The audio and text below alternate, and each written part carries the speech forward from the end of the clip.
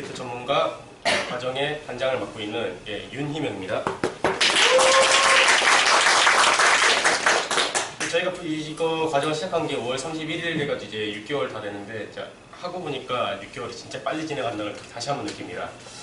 그래서 저희가 지금 프로젝트를 총 3번을 저희는 참관했습니다. 그 3번을 참관하는 동안 얻은 것은 보통 아이디어를 많이 얻어갔습니다. 프로젝트 참관하면서 이 기능 저희 프로젝트에 넣으면 좋겠다. 이 기능 추가해보면 좋겠다. 이건 할 만할 것 같다. 이런 걸 많이 얻었는데 여러분들도 저희 프로젝트 발표를 보면서 그런 아이디어들을 많이 얻어가셨으면 좋겠습니다. 그럼 지금부터 발표를 진행할 이윤철 씨를 모시도록 하겠습니다.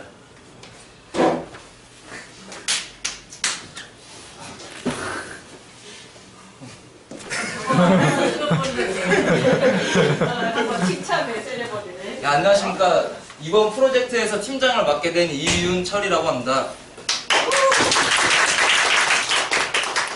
그러면 지금부터 저희 팀의 프로젝트 발표를 시작하도록 하겠습니다. 먼저 간단하게 목차에 대해서 설명하도록 하겠습니다. 첫 번째는 이제 저희 프로젝트의 주제와 이제 팀원 소개를 간략하게 할 거고요. 그 다음에 두 번째는 이제 프로젝트에 대해서 소개하는 시간을 가지고, 세 번째는 기능에 대해서 설명하도록 하겠습니다. 그리고 마지막은 이제 시연 시간과 그리고 질문 시간을 가지도록 하겠습니다. 먼저 주제 및 팀원 소개입니다. 저희 이번 프로젝트의 주제는 바로 그 명소, 맛집, 숙소 등 이제 다양한 정보를 제공하는 이제 여행 정보 사이트를 이번에 주제를 잡았는데요. 제가 이제 많이 밑에서 듣다 보니까 이제 프로젝트 이제 곧 준비하신다고 들었는데 주제 선정에 고민이 많으신 것 같습니다. 저희도 그런 과정을 이제 거쳤는데요. 저희는 그래서 이제 이 주제를 하게 되었습니다. 그리고 팀원 소개하겠습니다. 저는 이제 팀장을 맡았고, 이제 Q&A 게시판과 이제 명소 게시판 부분에서 웹크롤러, 그리고 댓글 게시판, 그다음에 스프링 예외 처리를 맡았고, 김재홍 씨는 부트스트랩과 CSS, 그다음에 명소 게시판 기능을 하셨고요. 그다음 윤희명 씨는 지도 API와 그리고 맛집 게시판에서 웹크롤러 그리고 게시판 기능을 하셨고, 주하늘 씨는 지도 API와 회원 그리고 맛집 게시판에서 메뉴 게시판 부분을 해주셨습니다. 그리고 차동윤 씨는 공지 자유 게시판과 숙소 게시판에서 이제 게시판 기능을 해주셨고, 그리고 빅데이터 분석 부분을 해주셨습니다. 그리고 이제 조한희 씨는 이제 날씨 API와 이제 숙소 부분에 웹크롤러를 해주셨고요.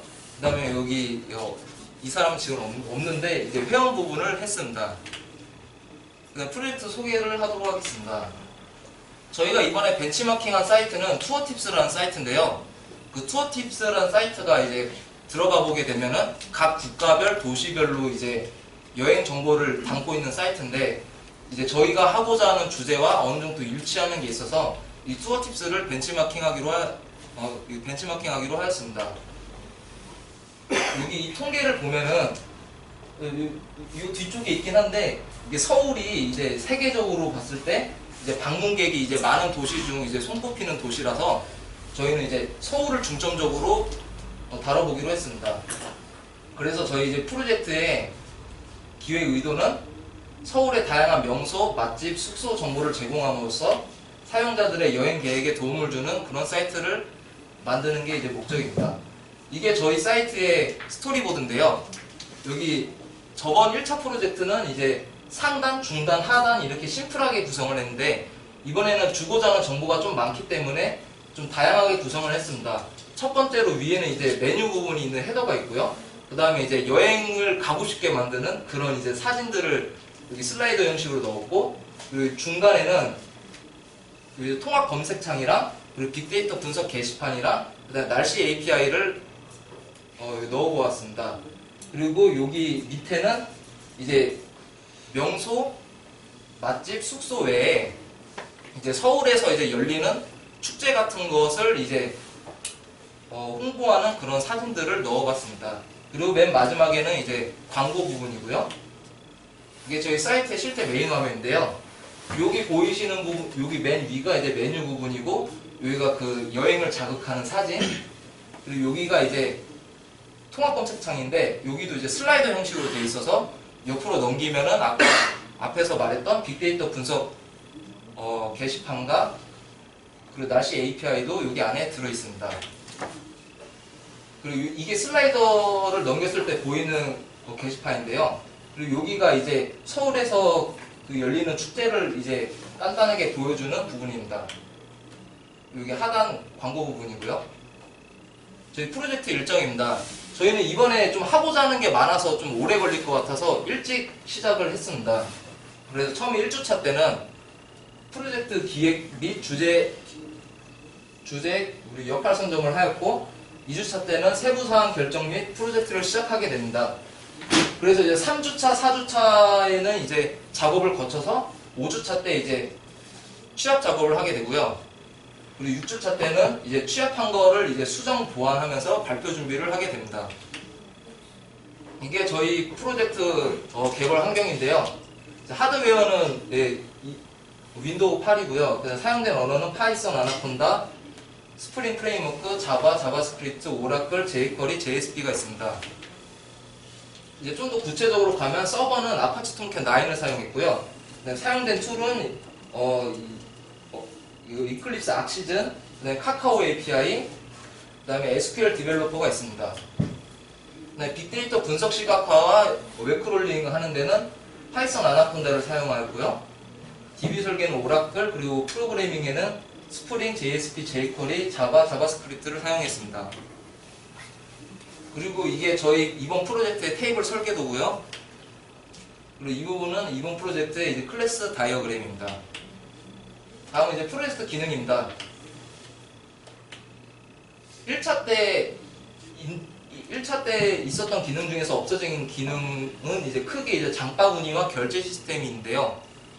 저희가 이제 1차 때는 약간 쇼핑몰 같은 사이트였기 때문에 이 기능이 필요했지만 이번에는 여행 정보 사이트이기 때문에 필요 없다고 생각해서 과감히 제거했습니다. 그리고 이번에 2차 때 새로 구현된 기능으로는 이제 별점으로 평가할 수 있는 시스템, 그 다음에 지도 API, 그 다음에 이제 날씨 API가 있습니다. 먼저 발표 순서에 대해서 설명해 드리도록 하겠습니다. 먼저 부트스트랩 CSS의 김재용 씨, 회원의 주한을 씨, 공지 자유 게시판의 차동윤 씨, Q&A 부분에 제가 할 거고요. 그다음에 지도 API 부분에 윤희명 씨, 그다음 날씨 API 부분에 조한희 씨가 해주겠습니다. 그다음에 이제 파트별 기능에서는 명소 부분에서 웹크롤러 빅데이터 분석 시각화는 이제 제가 할 거고요. 그다음에 게시판 부분은 김재용 씨, 그리고 맛집에서는 이제 게시판 부분 윤희명 씨, 그리고 메뉴 게시판은 주한을 씨, 숙소 부분에서는 차동윤 씨가 하도록 하겠습니다. 그리고 저희가 웹크롤링 한 곳은 어디냐면요. 이제 명소랑 숙소 쪽은 이제 투어팁스에서 하게 되었고, 이제 맛집 같은 경우는 투어팁스에 많은 자료가 없더라고요. 그래서 이제 메뉴판이라는 사이트에서 크롤링을 했습니다. 그리고 빅데이터 분석 시각화 이제 자료는 공공 데이터 포털에 있는 데이터를 이용해서 했습니다. 그럼 먼저 부트스트랩 CSS 맡고 계신 김재용 씨를 앞으로 모시도록 하겠습니다. 네, 안녕하세요. 부트스트랩 CSS를 맡은 김재홍이라고 합니다. 저희 1차 프로젝트 당시에는 그 헤더나 이쪽을 방향을 사용한 게 인클루드 형식을 사용했는데 2차 때는 저희가 테일즈라고 이게 인클루드 하는 그 템플릿 폼인데요. 이걸 사용했고 추가적으로 라이언 CSS를 사용했습니다. 테일즈가 뭐냐면은 저희가 헤더랑 이런 거를 다 일일이 JSP에다 인클루딩을 해야 되는데 이건 한 번에 설정을 해주면은 그 안에서 자동으로 그 설정된 주소값을 받아서 인클루딩을 자동으로 시켜주는 그런 것인데 처음에 디펜던시에 등록을 하고 나서 XML에 등록을 한 다음에 이쪽에 레이아웃이라고 따로 설정을 해주는 부분에 이제 무엇을 인클루딩을 할 것인지를 주소값을 설정을 해주고 그 설정한 거를 상속을 받아서 주소값을 설정을 해주면은 거기에서 이제 자동으로 불러오는 거라서 이제 헤더를 다양하게 바꿔가면서 주소값에 따라 바꿔가면서 사용할 수도 있고 뭐 바디 안에 중요한 내용을 바꾸면서 사용할 수도 있는 그런 기능입니다. 이제 다음은 이제 메인폼 슬라이더 부트스트랩인데요. 아까 말씀드렸다시피 사진이나 메인 쪽이 저희가 그 슬라이더로 구성이 되어 있는데 이 부분에 있어서는 저희가 그 부트스트랩에서 그 클래스 명만 입력을 하면은 넘어가는 값을 설정을 했고요. 그리고 이 안쪽에 넣고 싶은 사진이나 JSP나 이쪽을 입력을 해주면은 자동으로 이제 저희가 슬라이드 기능이 되는 그런 파트입니다. 다음은 라이언 CSS인데요. 지금 이게 애니메이션 동작이 아니라서 잘 안 보이는데 저희가 검색창에 커서를 올려서 검색을 하면은 라이언 얼굴이 돌아가면서 이걸 따라가게 됩니다. 코드는 이쪽은 애니메이션이 아니고 실질적으로 저희가 보여지는 그림 쪽이라서 이쪽은 넘어가고 이쪽 부분에 보면은 이벤트가 발생된 타겟을 잡아서 그쪽에 있는 글자 수를 이렇게 쪼개갖고 그 글자를 일일이 따라가면서 애니메이션 사이즈가 조정이 되면서 이제 얼굴이 바뀌는 그런 방식입니다. 다음은 회원 파트를 맡은 주한우 씨 모시겠습니다. 안녕하세요. 회원 기능을 설명드릴 주하늘입니다. 회원 기능은 지금까지 여러분이 배우셨고 앞으로 배우실 게시판 기능을 이용해서 만들었습니다. 회원 가입을 하게 되면은 우선 이메일 인증을 받습니다.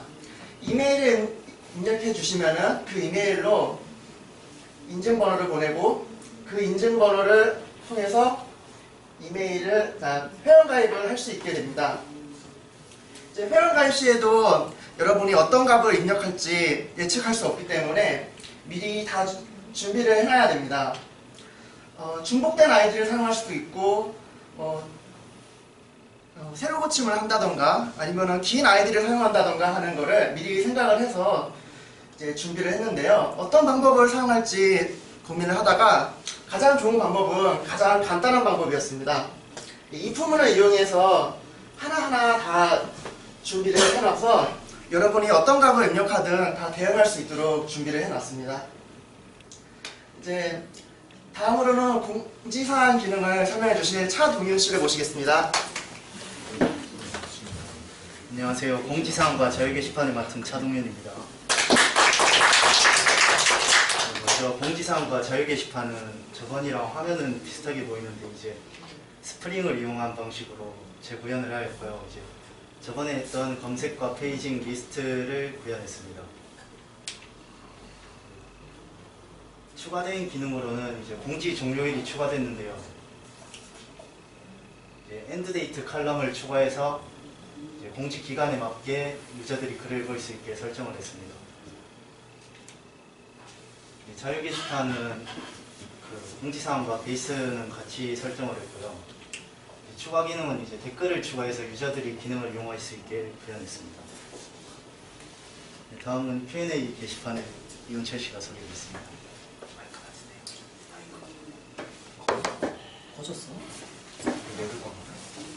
안녕하십니까. 또 나오게 됐습니다. 저희가 이제 설명할 부분은 이제 Q&A 게시판과 이제 예외 처리, 스프링 예외 처리 부분을 이제 설명할 건데 먼저 Q&A 게시판부터 하겠습니다. 1차 프로젝트 때는 이제 답변 형식을 채택을 했는데요. 이렇게 되면 이제 게시판의 모양이 좀 약간 번잡해질 경우가 있기 때문에 이번에 2차 프로젝트 때는 댓글 형식으로 전환을 하게 되었고요. 그 다음에 FAQ 게시판을 추가하고 그 다음에 더 많은 기능을 추가하기 위해서 이제 자바스크립트와 아작스 기능을 추가했습니다. 이게 이제 Q&A 게시판 이제 사진이고요. 여기가 이제 FAQ 부분입니다. 여기서 보시면 이제 글쓰기 폼인데요. 여기 밑에 보시면 여기 이제 3000바이트 제한이 걸려 있습니다. 이거 사용자가 이제 글자 수를 초과해서 입력하게 되면은 알러 처리된 이제 경고 메시지가 뜨면서 자동으로 이제 글자 수 조정을 해주게 됩니다. 이게 그 소스인데요. 요 위에서부터 이제 글자 수를 입력받은 것을 계속 실시간으로 이제 체크를 하면서 넘어가게 되면은 이제 이런 알러 처리된 게 뜨면서 글자 수를 제한하게 됩니다. 그리고 댓글에도 이렇게 바이트 제한을 걸어놨는데요. 여기 보시면 이제 댓글에 이거 별점을 입력할 수 있습니다. 그래서 별점을 입력하게 되면은 이렇게 별점 그래프가 뜨게 해놨고요. 이게 그 그래프를 띄우는 코드인데 이게 그래프를 띄우는 방법은 여러 가지가 있으나 이번에 저희가 채택한 것은 구글 차트를 이용해서 띄우는 방법입니다. 여기 보시면은 여기 이제 DB에 있는 이제 별점을 이제 가져와 가지고 이제 그래프에 띄우는 방식입니다. 그 다음은 이제 스프링 예외 처리인데요. 예외 처리는 보통 이제 일반 개발자분들도 하기 좀 귀찮아하시는 부분이라고는 하는데 이 부분이 가장 중요하다고 생각합니다. 왜냐하면 이제 그 예외 처리를 안 할 시에 이제 다들 이제 404랑 500 많이 보셨죠? 거기 보면 이제 어디가 잘못됐는지 이제 오류 메시지가 뜨게 됩니다. 그게 개발자 입장에서는 상관이 없지만 이게 만약에 시중에 풀렸을 경우 일반 사용자들이 접하게 되면 보안 문제가 생길 수 있기 때문에 예외 처리를 반드시 해줘야 합니다. 예외 처리하는 방법이 이제 크게 세 가지가 있는데요. 첫 번째는 이제 첫 번째는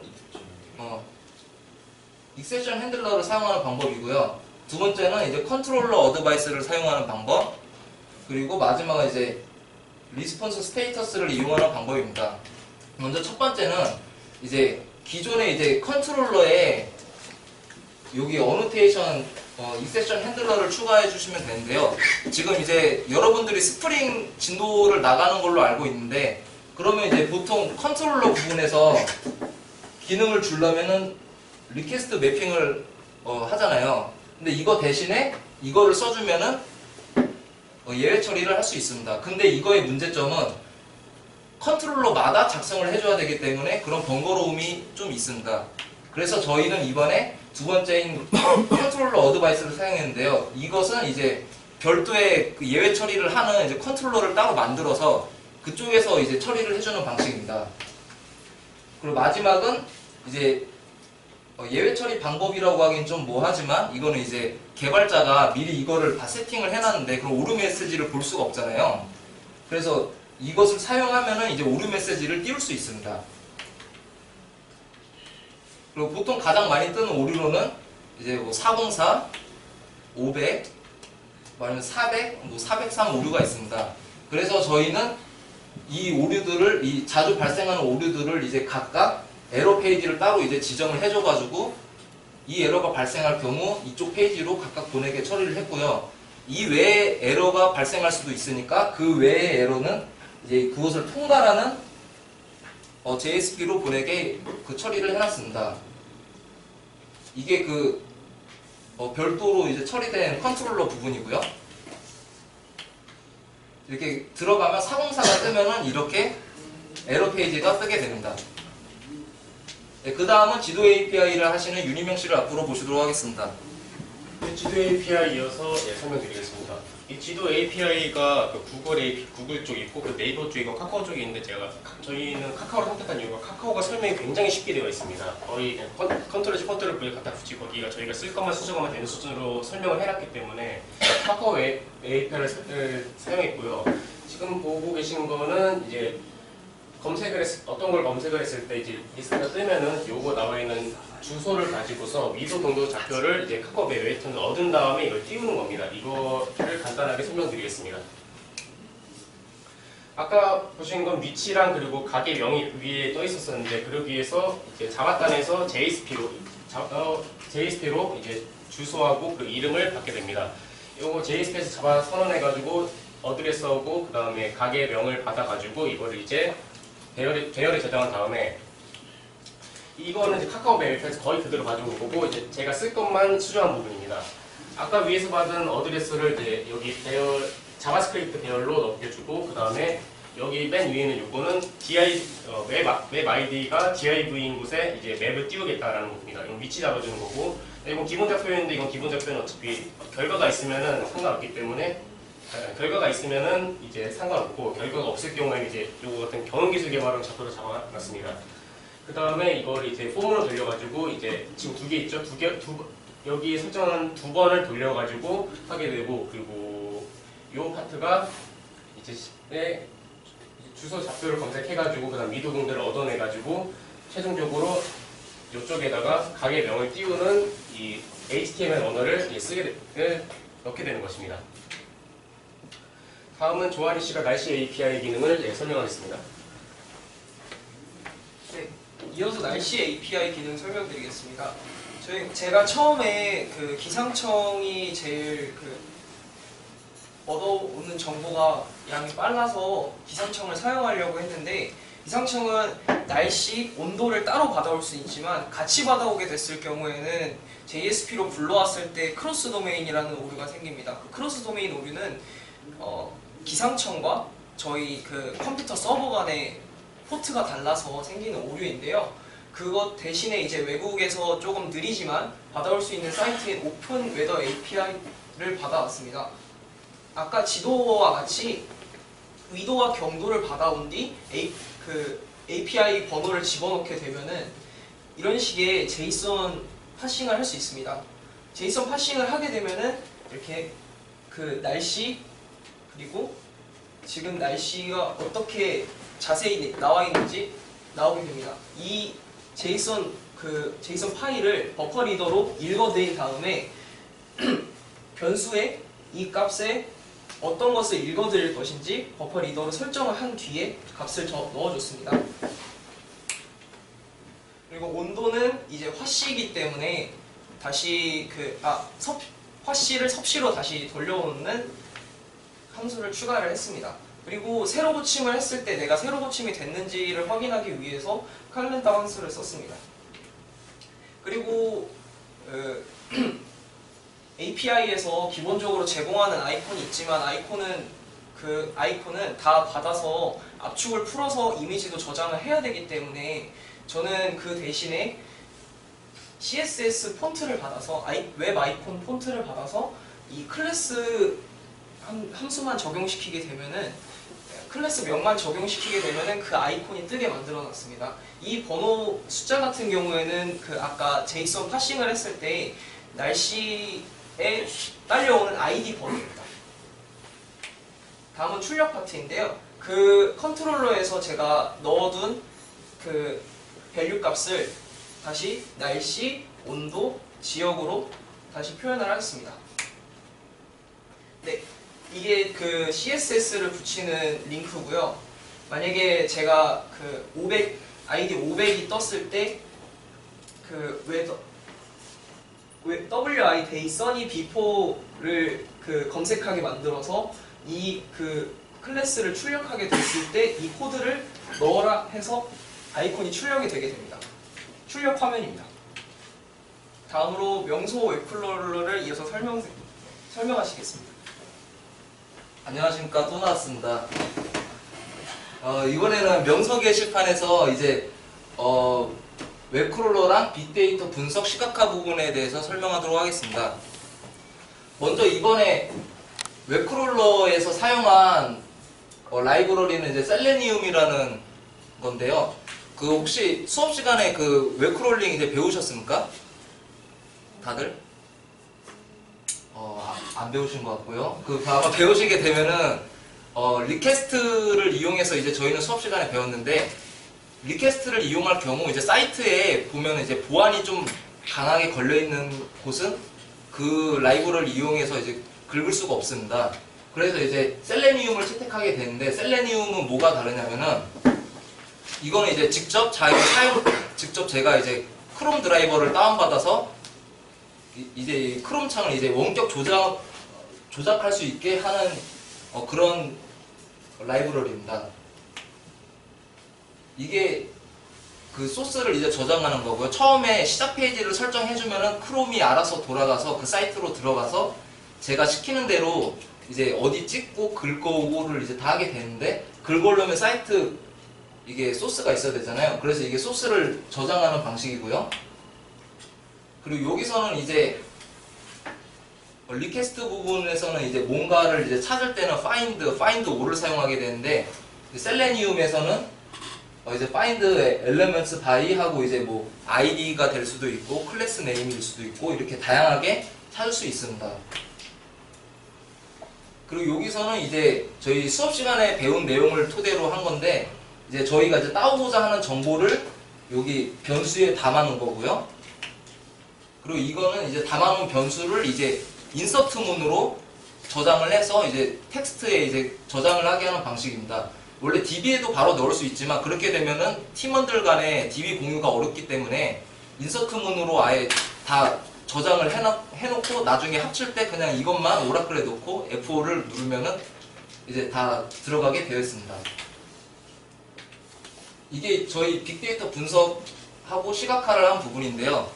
이제 공공정보 데이터 포털에서 저희가 이제 원하는 이제 그 데이터를 찾은 다음에 시각화를 해보았는데요. 여기서 보면 이제 연령별로 그래프를 이렇게 띄워놨습니다. 어디를 더 선호하는지. 근데 대부분이 보면은 명동, 남대문, 북창을 많이 간 걸 이제 볼 수 있죠. 이게 그 빅데이터 분석 시각화하는 소스 코드입니다. 보면은 이제 공공정보 데이터 포털에서 받은 데이터를 그래서 불러온 다음에 거기서 이제 제가 원하는 데이터를 변수에 다 담고 그래프로 출력하는 방식입니다. 그 다음 김재홍 씨 앞으로 모시도록 하겠습니다. 네, 안녕하세요. 명소 게시판에 이어서 설명해 드리겠습니다. 명소 게시판은 보시는 바와 같이 카드첩 방식으로 리스트를 띄우게 되는데 저희가 DB가 다 다르게 설정이 되어 있어서 사진은 따로 여러 장, 그러니까 같은 번호에 여러 장 사진을 올릴 수 있게 되어 있기 때문에 따로 저장을 하게끔 만들어 놨고요. 그리고 해당 리스트에 대한 정보는 이제 해당 본 게시판에 저장을 하고 그 다음에 이제 댓글 게시판에서 별점이 평가가 되기 때문에 댓글 게시판에서 불러오는 방식으로 나오고 있습니다. 그러기 위해서는 테이블 3개를 조인을 해야 되는데 그 같은 경우에 사진 게시판에 여러 가지 항목이 같은 오리 넘버로 잡혀 있기 때문에 중복 처리가 되게 난해하게 돼서 리스트를 한번 부르고 그 리스트의 사이즈만큼 다시 부른 다음에 그 첫 번째 값이 첫 번째 사진이기 때문에 첫 번째 사진 값을 다시 저장하는 방식으로 구성을 하였습니다. 다음은 이제 사진 연동 쪽에 대해서 설명을 해드리는데요. 사진을 저희가 하다 보면은 이클립스에 직접 저장을 하는 방식으로 보통 사용을 하는데 그럴 경우에는 폰으로 올리게 되면 자동으로 리플래시가 되지만 이제 서버단에서 로직으로 사진을 올리게 되면은 이제 자동으로 저희가 리플래시를 하지 않고 그러니까 손으로 F로 직접 리플래시를 해야 해당 사이트에 뜨기 때문에 그 해결책을 찾았는데 첫 번째 방식이 윈도우의 그 설정 부분에 가면은 리플래시를 하라는 자동 방식이 있습니다. 이 방식을 체크를 하면은 이게 저희가 수동으로 F를 안 눌러도 올라가거나 다운로드를 할 때마다 자동으로 리플래시가 되는 방법이고요. 두 번째는 이클립스가 실질적으로 사용하는 곳과 저희가 물리적으로 보이는 경로가 사실 다릅니다. 저희가 올리게 되면은 물리적인 경로에 들어가고 그것을 F5를 누를 경우에 실질적으로 사용하는 메타데이터에 이클립스가 자동으로 복사를 해서 뜨는 방식이라서 이게 직접 이 이클립스가 사용하는 곳으로 가서 경로를 지정해서 이쪽으로 올려주게 되면은 이런 방식을 사용하지 않아도 자동으로 뜨게 되고요. 이 주소를 찾기가 힘들다면 이 이클립스가 자동으로 세션에 get real pass에 저장을 하기 때문에 그 명령어를 불러서 패스에 저장을 하고 뒷부분에 저희가 임의로 값을 설정을 해서 경로를 추가로 설정을 해줄 수 있는 그런 방식입니다. 다음은 지도 API입니다. 네, 맛집에 설명하겠습니다. 맛집에서 제가 오늘 설명드리고 싶은 기능은 이제 메뉴판에 이제 저희가 여행정보 사이트다 보니까 여행정보 사이트에서 뭐 내가 뭐 구로구에 있는 뭐 돈가스를 먹고 싶다 아니면 뭐 명동에 있는 뭐 냉면을 먹고 싶다 뭐 이런 거를 검색하기 위해서 메뉴판에 있는 걸 데이터를 찾아가지고 검색할 수 있도록 설정을 했습니다. 이게 사실 댓글 검색이랑 비슷하다고 보시면 됩니다. 다음 그래서 위에 있던 검색창에 있는 JSP를 이렇게 띄웠는데 그 위에 있는 거는 제가 구별로 설정을 한 거고 그 아래쪽에 있는 건 이 로케이션 요거는 이제 뭐 명동 아니면 뭐 구로 아니면 강남역 이렇게 특정 기업의 부분입니다. 그래서 요걸 타겟으로 잡아가지고 검색어를 넘기면은 데이터 넘기는 과정은 자바단에 있는 과정 여러분들 다 알고 계실 테니까 이제 바로 SQL 문장으로 설명드리겠습니다. SQL 문장에서 이제 구로구로 보낸 거는 이제 여기서 받고 그다음에 뭐 명동 같은 거를 받은 것은 이제 아래쪽으로 여기 들어가서 여기에 바로 적용이 되게 됩니다.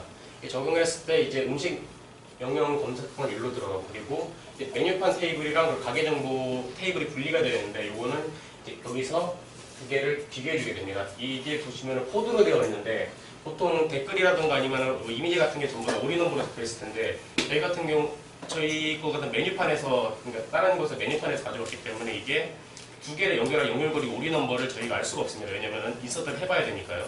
인서트를 안 했으니까 저 같은 경우는 이제 코드라는 걸 따로 만들어서 이제 요것들을 묶어줄 거를 따로 만들었습니다. 그래서 요거로 연결을 해가지고 리스트를 띄우는 겁니다.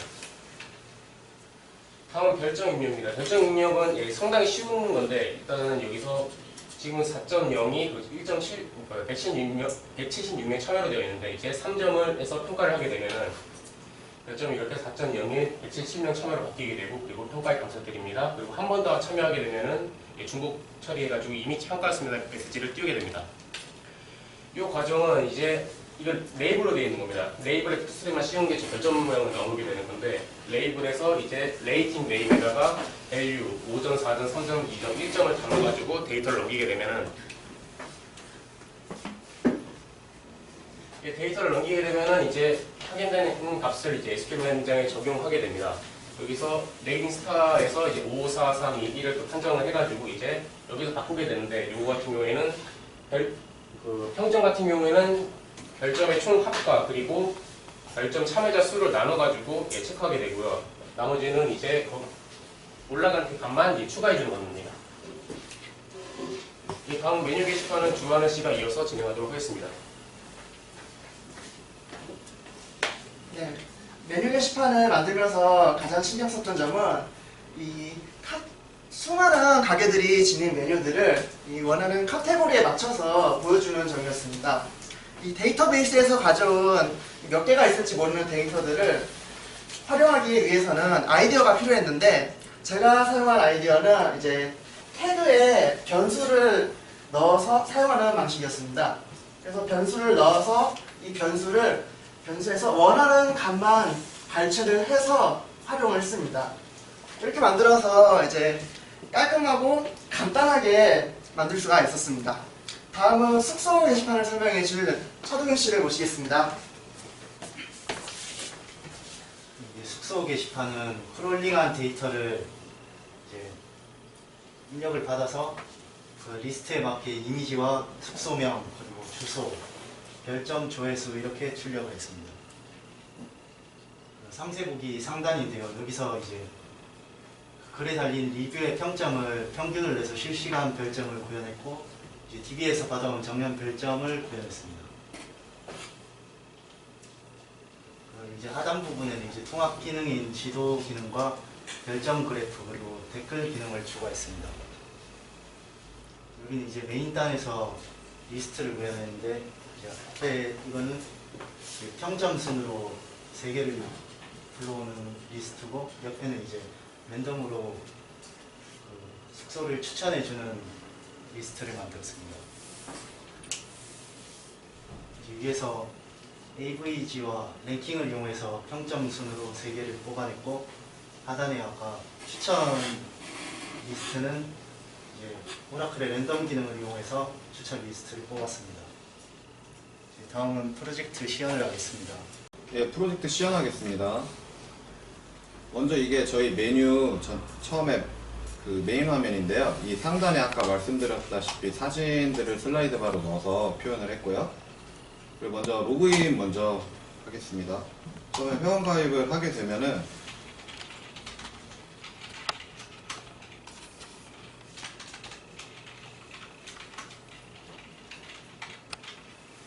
이메일을 보내주면요. 예, 좀 시간이 이게 조금 걸리게끔 만들어 놨거든요. 이게 처음에 보내면은 메일만 가는 경우가 발생돼서 이렇게 만들어져 있습니다.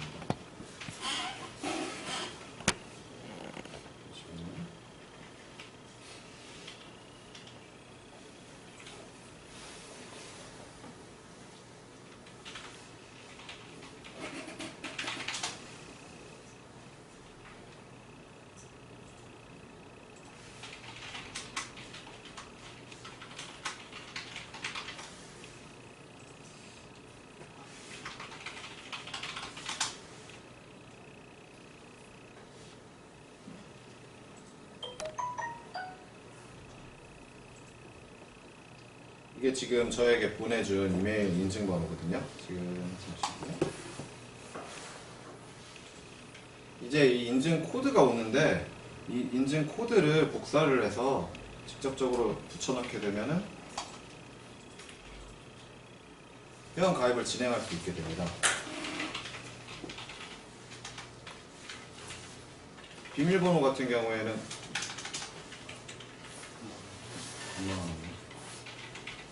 이렇게 진행을 하게 되고요.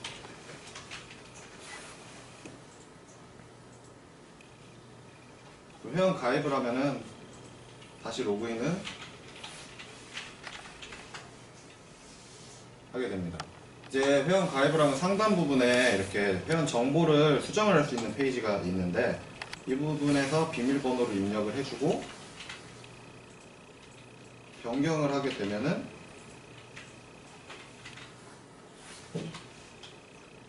변경이 됩니다.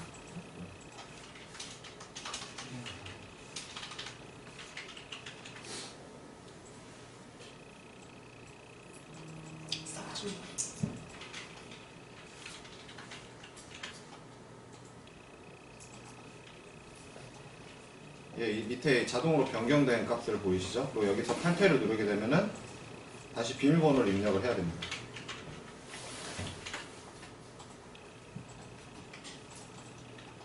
탈퇴가 되었고요. 일단 관리자로 들어가서 보겠습니다.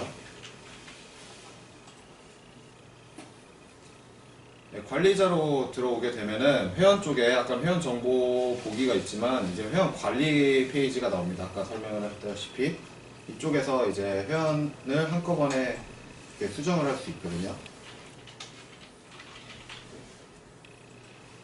이런 식으로 바뀌는 걸 볼 수 있습니다. 삭제도 바로 삭제가 되고요. 다음은 메인 쪽을 아예 설명을 해드릴 텐데 먼저 저희가 이 슬라이드로 구현을 했고 이 부분에 있어서 빅데이터를 참고해서 이걸 활용해서 가입한 나이에 따라서 추천하는 방식을 만들었고 이제 각 파트별로 각자 이게 논점에 따라서 조금 추천하는 방식이 약간씩 다릅니다. 그리고 메인 쪽에서 다시 검색으로 가면은 통합 검색을 먼저 보여드릴 텐데 아까 말씀드렸다시피 라이언이 얼굴이 이렇게 따라갑니다. 검색을 하게 되면은 이제 각자 파트에 맞춰서 맛집, 명소,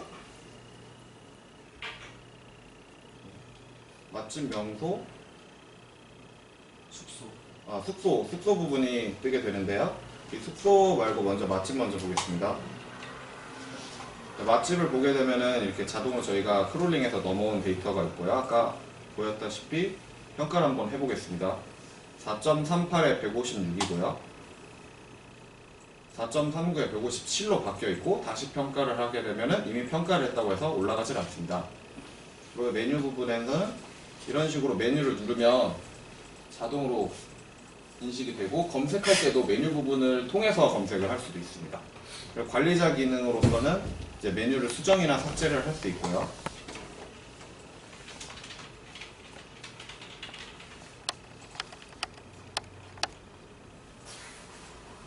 어디 있지?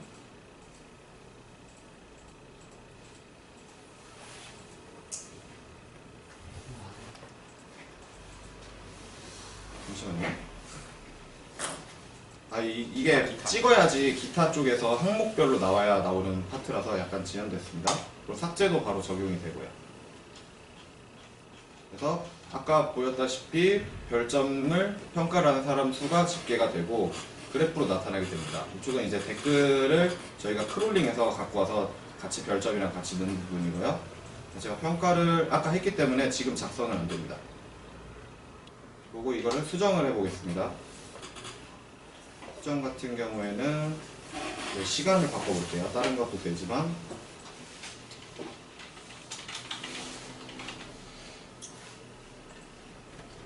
네, 이런 식으로 원래 사진이 있는 경우에는 사진을 추가로 안 올리면 원래 있던 사진이 적용이 됩니다. 그래서 바뀐 부분을 보실 수 있죠.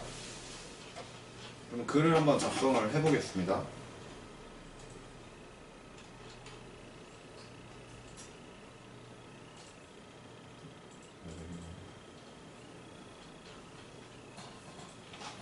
글 작성폰 같은 경우에는 카테고리를 정해진 대로 적어주면 됩니다.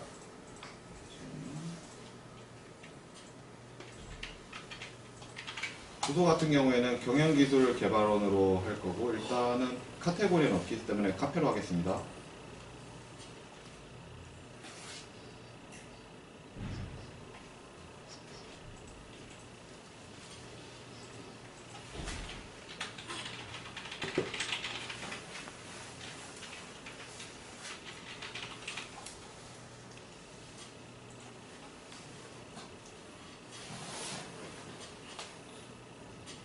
이미지 같은 경우에는 이거를 추가나 삭제를 해서 이미지를 여러 개를 늘리거나 좁힐 수가 있습니다.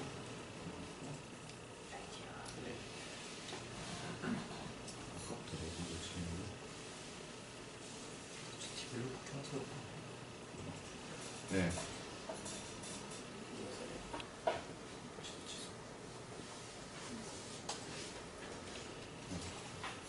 이렇게 올리게 되면 아작스 처리를 해서 사진이 뜨게끔 만들어져 있습니다. 등록을 하게 되면은 이게 지금 차트가 별점 순으로 우선으로 추천을 하게 되기 때문에 검색을 하게 되겠습니다. 이렇게 되면은 경영기술개발원의 실제 주소가 지도 API에 찍히고요. 근처에 뭐가 있는지도 저희가 주소값을 다 따와서 잡아놓은 상태입니다. 이렇게 되면은 아까 수정을 했기 때문에 삭제만 하겠습니다. 그러면은 다시 검색을 할 경우에는 나오지 않습니다. 삭제가 잘 됐고요. 다음은 명소 게시판 보겠습니다. 명소를 보여드리겠는데요. 명소는 이런 식으로 다 거의 저희 리스트 구동 방식은 다 비슷합니다. 별점이 있고 별점을 전에 다른 사이트 같은 경우에 별점만 입력을 할 수 있는 기능이 있는 곳들이 있잖아요. 그런 곳에 있는 기능들을 이런 식으로 자동으로 별점만 입력한 댓글입니다로 출력하게끔 크롤링을 해놓은 상태입니다. 별점을 달고 추가를 하면은 이렇게 달리는데 수정을 할 때는 아작스를 처리를 해서 바로 수정을 하게끔 만들어 놨습니다.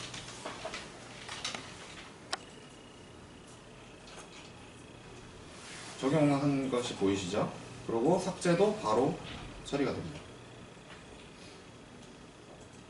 공지사항 게시판으로 넘어가겠는데요. 공지사항 게시판 같은 경우에는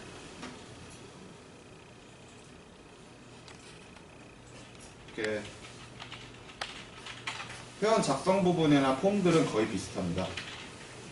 그래서 이게 넘어가는 경우에는 일주일이 지나면 자동으로 글이 삭제되게끔 그렇게 구성을 해놓은 상태입니다.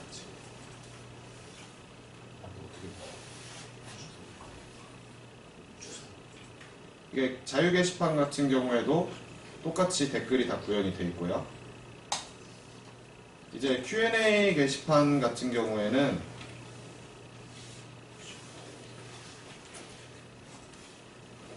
똑같이 작성을 해서 글을 보는 경우인데 실질적인 권한은 지금 제가 관리자 권한이기 때문에 다 보이는 거고요.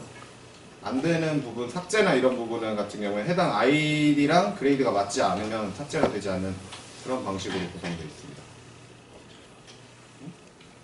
자주 묻는 질문 같은 경우에도 지금 여기 글쓰기 버튼이 보이는데 이게 관리자 계정이라서 잡히는 거고요.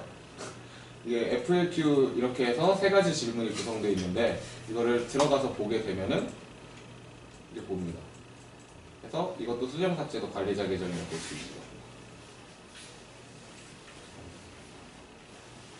이상으로 시연을 마지막으로 이제 질문 시간 가져볼 텐데 혹시나 질문하실 분 있으신가요? 아 예. 일단 김현 의원이랑 여러 가지 잘 봤고요. 예. 마지막에 나왔던 게 좀 궁금한 게 예. 일주일마다 이거 지워지게 한 거는 예. 왜 이렇게 한 건지 좀 궁금한 점이 있어서. 아 그거 그냥 오래된 게시물 같은 거는 이제 자동으로 안 보이게 설정을 하려고 했습니다.